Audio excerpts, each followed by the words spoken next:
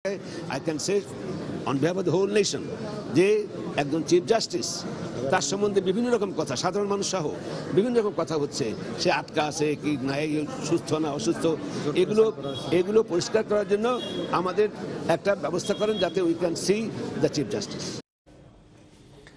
রাজনীতি না করে বিএনপিকে প্রধান বিচারপতির সুস্থতার জন্য দোয়া করার পরামর্শ দিয়েছেন আইনমন্ত্রী আনিসুল হক। তিনি বলেন নিজ বাসাতেই চিকিৎসা নিচ্ছেন সুরেন্দ্র কুমার সিনহা।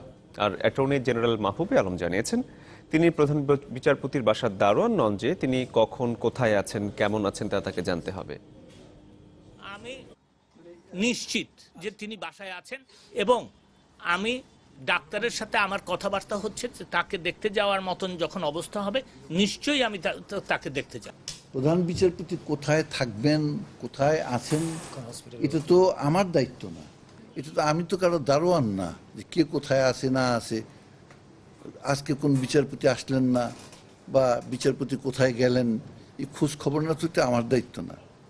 ছুটিতে থাকা অবস্থায় কোথায় আছেন প্রধান বিচারপতি এস.কে. সিনহা, এ নিয়ে এভাবেই নানা প্রশ্নের জবাব দেন আইনমন্ত্রী ও রাষ্ট্রের প্রধান আইন কর্মকর্তা। দুদিন আগে হঠাৎই ছুটিতে যান সুরেন্দ্র কুমার সিনহা। সচিবালয়ে ছুটির কারণ ব্যাখ্যা করে প্রধান বিচারপতির দরখাস্তটি পড়ে শোনান আইনমন্ত্রী। আগামী 3 অক্টোবর 2017 খ্রিস্টাব্দ হতে 1 নভেম্বর 2017 খ্রিস্টাব্দ তারিখ পর্যন্ত 30 দিনের ছুটির বিষয়ে মহত্বের সানুগ্রহ অনুমোদন এবং প্রয়োজনীয় ব্যবস্থা গ্রহণের জন্য বিনীত অনুরোধ করছি। সুরেন্দ্র কুমার সিনহা, বিচারপতি সুরেন্দ্র কুমার সিনহা, প্রধান বিচারপতি বাংলাদেশ। প্রধান বিচারপতির ছুটি নিয়ে রাজনীতি না করে তার জন্য দোয়া করতে বিএনপিকে পরামর্শও দেন আইনমন্ত্রী আনিসুল হক। বিচারপতি সুরেন্দ্র কুমার সিনহার সুস্থতার জন্য দোয়া করি। That is what we should be doing, not politicising an issue like this. আমি বিএনপির নেতৃবৃন্দকে বলবো যে আসেন দোয়া করি উনি যেন সুস্থ হয়ে যান। আর নিজ কার্যালয়ে অ্যাটর্নি জেনারেল আবারও দাবি করেন স্বাভাবিক নিয়মেই ছুটিতে গেছেন প্রধান বিচারপতি। একজন বিচারপতির জন্য বিচার বিভাগ থেমে থাকবে না বলেও মন্তব্য করেন তিনি। কোনো রকম এটার প্রভাব পড়বে না, তার কারণ হলো এটা একটা স্বাভাবিক নিয়ম। কোনো বিচারপতি যদি ছুটিতে যেতে চান তাই উনি ছুটি নেবেন, এটা নিয়ে রাজনীতি করার তো কিছু নেই। প্রধান বিচারপতির ছুটি নিয়ে দিনভরই সরগরম ছিল উচ্চ আদালত। এ নিয়ে জ্যেষ্ঠ আইনজীবীদের সাথে বৈঠক করে সুপ্রিম কোর্ট আইনজীবী সমিতি জানায় তারা অসুস্থ প্রধান বিচারপতির সাথে দেখা করতে চায়।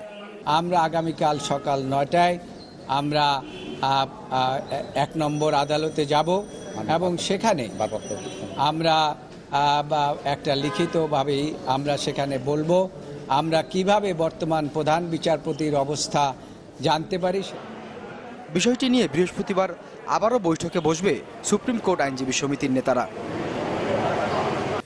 মিয়ানমার থেকে পালিয়ে যারা এদেশে এসেছেন সেসব রোহিঙ্গাদের মধ্যে এখন পর্যন্ত শনাক্ত হয়েছে এইডস, জন্ডিস, চর্ম, যক্ষ্মা এবং ডায়রিয়ার মতো বিভিন্ন সংক্রামক ব্যাধি। সংশ্লিষ্টদের আশঙ্কা দ্রুত ব্যবস্থা নেওয়া না হলে শরণার্থী শিবিরে থাকা সবার মধ্যেই যেমন এই রোগ ব্যাধিগুলো ছড়িয়ে পড়তে পারে, তেমনি আক্রান্ত হতে পারে সেখানে থাকা উখিয়া টেকনাফের স্থানীয় বাসিন্দারাও। কক্সবাজার থেকে জামশেদুল করিমের রিপোর্ট, ছবি তুলেছেন শফিক আহমেদ সাজিব। মিয়ানমার থেকে পালিয়ে আসতে পাড়ি দিতে হয়েছে দীর্ঘ পথ, আর এখন শরণার্থী শিবিরের যুদ্ধ চলছে খেয়ে পড়ে বেঁচে থাকার। তাতে এখনো পুরোপুরি নিশ্চিত হয়নি স্যানিটেশন ব্যবস্থা। ফলে কক্সবাজারের টেকনাফ, উখিয়ায় এখন স্বাস্থ্য ঝুঁকিতে 5 লাখের বেশি রোহিঙ্গা। নানা রোগ ব্যাধিতে আক্রান্ত হয়ে প্রতিদিন বহু শরণার্থী চিকিৎসা নিচ্ছেন বিভিন্ন স্বাস্থ্য কেন্দ্রে। তাতে এই পর্যন্ত শনাক্ত হয়েছে ডায়রিয়া, হাম, জন্ডিস, চর্ম ও যক্ষ্মার মতো সংক্রামক ব্যাধি। এমনকি HIV ভাইরাস আক্রান্ত কয়েকজনের সন্ধানও মিলেছে শরণার্থীদের মাঝে। সংশ্লিষ্টরা বলছেন শরণার্থী শিবিরে অস্বাস্থ্যকর পরিবেশের কারণে এসব রোগব্যাধি অন্যান্য রোহিঙ্গাদের মাঝে যেমন ছড়িয়ে পড়ার আশঙ্কা আছে, ঝুঁকিতে রয়েছেন উখিয়া টেকনাফের স্থানীয় বাসিন্দারাও। মলমূত্র যখন আপনার সারফেস ওয়াটারে যাচ্ছে, আপনি সারফেস ওয়াটারটাকে, এই কন্টামিনেটেড সারফেস ওয়াটারটাকে আপনি খাচ্ছেন, আপনি কলেরা আক্রান্ত বা ডায়রিয়া আক্রান্ত হয়ে যাচ্ছে, আপনার মাধ্যমে আরো 10 জনের কাছে ছড়াচ্ছে। পানিবাহিত রোগ এবং স্যানিটেশন মলমূত্রের মাধ্যমে যে রোগগুলো ছড়ায় এটা অনেকটাই কমে আসতেছে। তো মানুষের এদের টাচে অনেকে যাচ্ছে, পুরাতন রোহিঙ্গারা নতুন রোহিঙ্গাদের সাথে মিশে দেখা করতেছে, স্কিন ডিজিজগুলো যেতে পারে, ছড়াইতে পারে। শরণার্থী শিবিরগুলোতে কলেরার মতো রোগ যাতে না ছড়ায় সেজন্য 4.5 লাখ রোহিঙ্গা ও টেকনাপুখিয়ার স্থানীয় বাসিন্দাদের প্রতিষেধক দেওয়ার উদ্যোগ নিয়েছে স্বাস্থ্য অধিদপ্তর।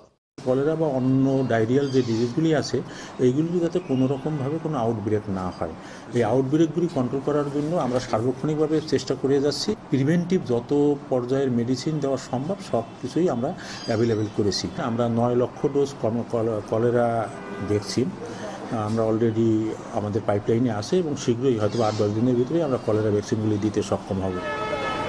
ঝুঁকিতে থাকা 1,25,000 শরণার্থী শিশুকে ইতোমধ্যে হাম ও পোলিও টিকা দেওয়া হয়েছে বলে জানিয়েছে সংশ্লিষ্ট দপ্তর।